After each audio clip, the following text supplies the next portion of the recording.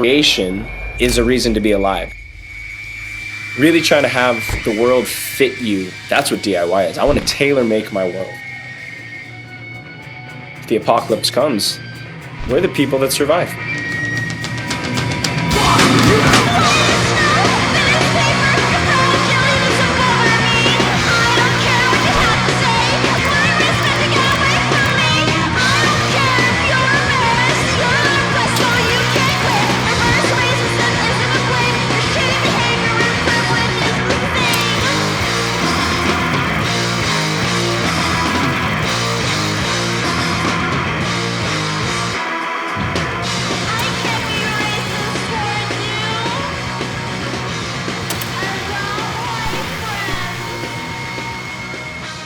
DIY is not following rules.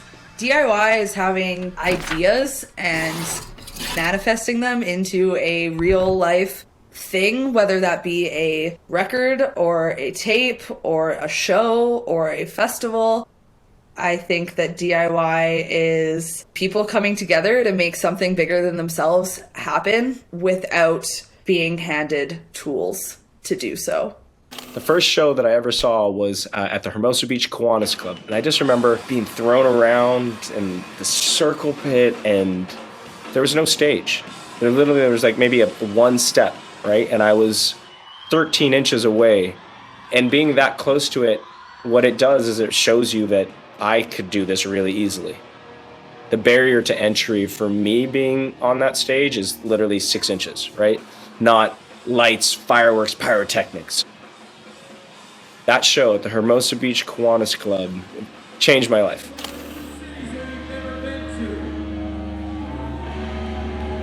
Thank you for having us. Thank you for sharing this moment with us. Let's make this a permanent memory for us and for you, yeah?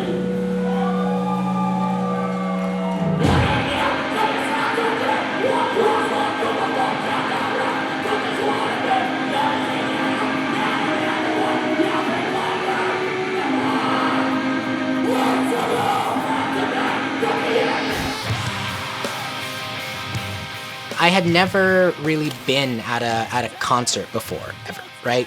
I never really seen like people playing in a show or concert fashion. I am immunocompromised. I suffer from a genetic disorder called sarcoidosis, specifically neurosarcoidosis, and I had also spent most of my teenage years in and out of hospitals, so I wasn't really in a position to be around a large amount of people. Imagine you spend your years of your life reading about stuff and kind of learning about, the underground and what goes on there and everything. And I was like, I'm basically 18 now. I'm 18 now. I want to experience all the stuff I've read about. And I looked on Facebook, and there was a show happening that I could walk to. It was amazing. It was everything I had dreamed of. It was the first major experience I had had where I saw live music, like with instruments and guitars and everything, and it was just loud. It was just like magic. It's just like you feel at home. You feel like I found something,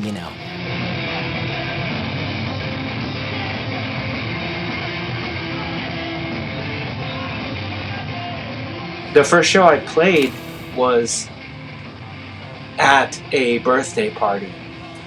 And I think the first time I ever played in front of people, I was just like, this is the thing that I'm supposed to do with my life. There wasn't a birthday party that you could play all the time, but my friends and I were renting a warehouse that we practiced out of. And I said to my friends, what if we built a little stage? But what if we built it to where it's stuck out of the front of the warehouse? Because we were way in the middle of nowhere, like in a barely developed area of Southwest Florida. So we built this little stage. We handed out flyers at school. We weren't even discreet about it. I don't know how we didn't get caught like right away. And it felt like the whole school came out. There was 200 people in this warehouse parking lot. They didn't care about punk.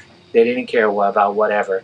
They were like, this is music, and there's nothing like this where we live.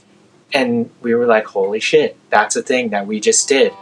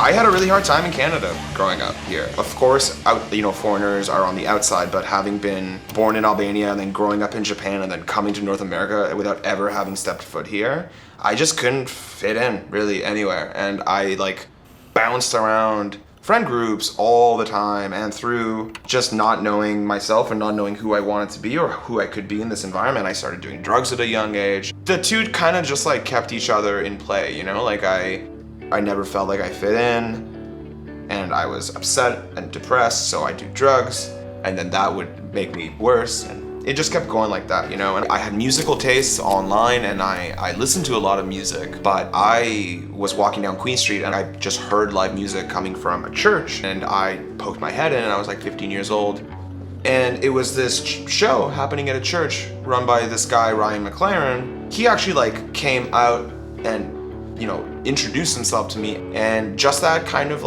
personal connection and me starting to come out to those kinds of shows that were run by people that were just community people, and all these other strangers were coming together for really weird bands or eclectic sort of artists. It really inspired me. It changed my life. I started booking shows initially as a teenager because of the stuff that I saw immediately. I started out just as something to do with friends in high school. I was that kid that was going to 5-6 shows a week. The second I turned 18, I was out at any bar with live music that I could be. And then it wasn't long before I started putting on shows. All of my friends that were in bands, we got them together in a church basement that my dad helped me get. The hardcore community in particular was the only really example that I had of community that I really truly felt a part of. And I find that particularly kids who are interested in alternative culture oftentimes don't actually have a safe and positive community to be a part of. And so it was really ingrained in the culture that this is for the kids and we need to do what we can.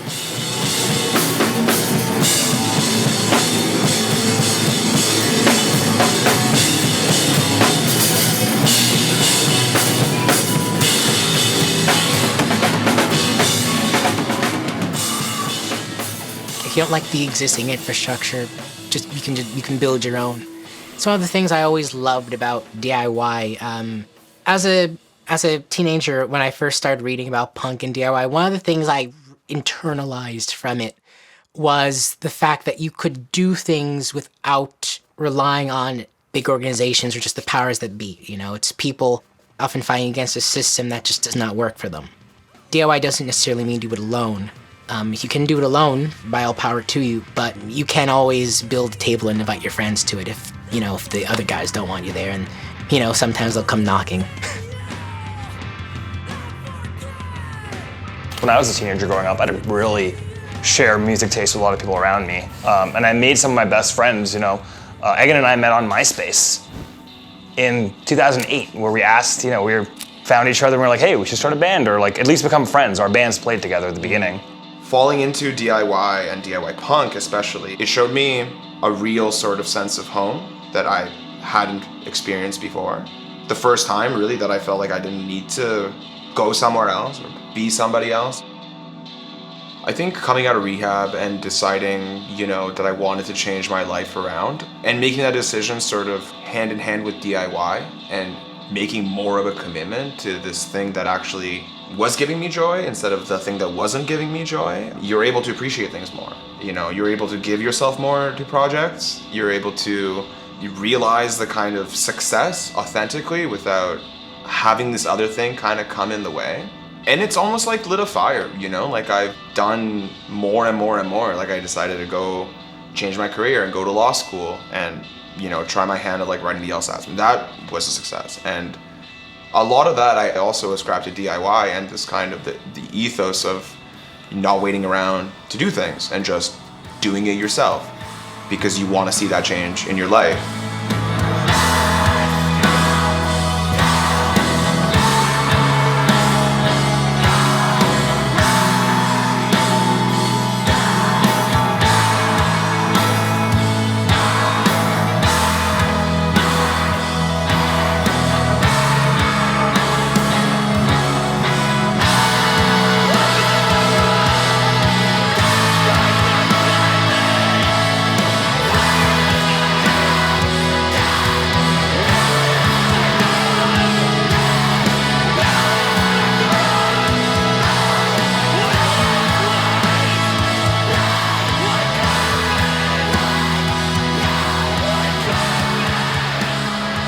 if you wanted like a final total of everything I put in DIY, like it's incalculable. So it's like, is it an investment? Sure. Is it like goes towards your art and creation, but it's also the thing that's fulfilling in your life. If you are an artistic person, chances are that's what your life is like. Like, what else would I be spending it on? I created incredible moments. I got to like put out these objects that, you know, you only could dream about as a kid, that you have, like, you made records and like people can have them and they exist in the world, or created books and you can pass them out, and like they're real things, they're real pieces of like the history of art, even if it's minuscule.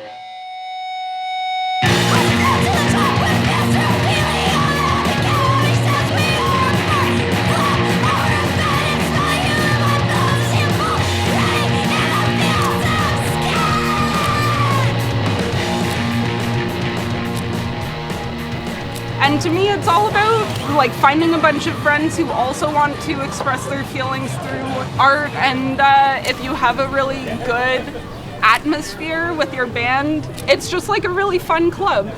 It genuinely is about friendship. If you're friends with the people in your band, and then like, you know, you got your friend to record it, your friend runs the label that's gonna put it out, like your friend screen printed your shirts, like it legitimately it legitimately is just like about friendship and like community and making connections. Without DIY and without hardcore, I quite honestly like can't picture who I would be, what my life would look like, in any sense at all. When a community or when a thing has given you so much, it's your duty to give back to that thing. At the end of the day, that is what motivates me, is the fact that I feel like I owe my entire life to this thing that we call hardcore. And certainly one day, I'm sure I'll come to a time where, okay, this feels like a time for me to step away or do something different, but it's never felt like enough.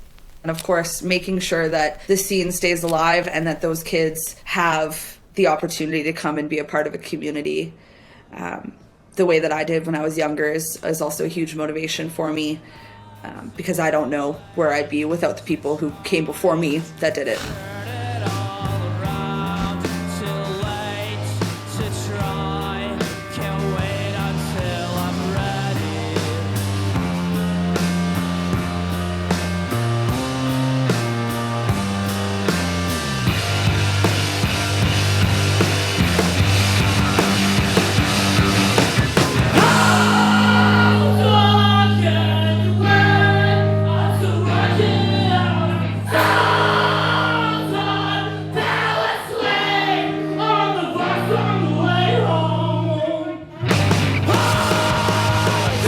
A large amount of the friends I have are from music and from DIY particularly.